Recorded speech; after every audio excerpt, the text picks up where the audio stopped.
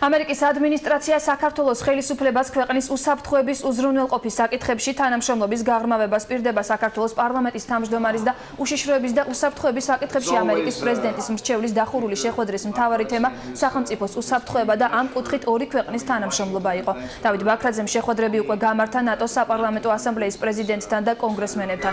მხარეებმა საქართველოს უსაფრთხოების უზრუნველყოფის საკითხებზე იმსჯელეს. გადაწყდა, რომ ამერიკა საქართველოს ფინანსურ დახმარებასაც გაუზრდის. ნატოს საპარლამენტო ასამბლეა საქართველოს მხარდამჭერ რეზოლუციას ამზადებს, რომელსაც ალიანსის საპარლამენტო ასამბლეის უახლოეს ხდომაზე გაიტანენ.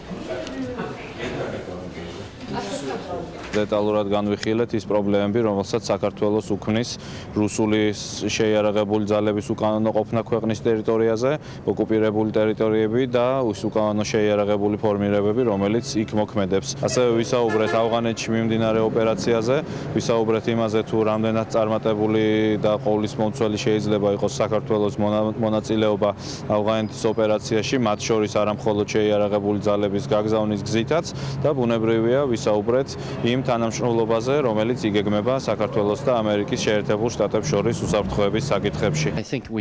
სტრატეგიული პარტნიორობის ქარტიის ფარგლებში შეერთებული შტატები და საქართველო ბევრ საკითხში თანამშრომლობს. თუმცა მე როგორც მთავარს გამოყოფდი თანამშრომლობას უსაფრთხოებისა და თავდაცვის სფეროში. პრეზიდენტ ობამას ადმინისტრაციას ისევე როგორც სახელმწიფო მდივანს ჰილარი კლინტონს არაერთხელ გაუკეთებიათ საქართველოს მხარდამჭერი განცხადებები. ამ დროისთვის მიმდინარეობს სამუშაო დეტალებზე მსჯელობა, თუ როგორ დაეხმარება შეერთებული შტატები საქართველოს. შეერთებული შტატების კონგრესსა და საქართველოს პარლამენტს თანამშრომლობის ხანგრძლივი ისტორია აქვს. ჩვენ თანამშრომლობთ მიმდინარე საკითხებზე და ის პარტნიორობა, რომელიც ჩვენ შორის არსებობს, ძალზედ მნიშვნელოვანია. მოხარული ვიქნები, თუ საქართველოსა და შეერთებულ შტატებს შორის გაფორმდება თავისუფალი ვაჭრობის შესახებ ხელშეკრულება. ბატონი ბაქრაძისგან შევიტყვეთ, რომ ამ მხრივ საქართველო აქტიურ მოლაპარაკებებს აწარმოებს ევროკავშირთანაც, რაც ასევე ძალზედ მნიშვნელოვანია.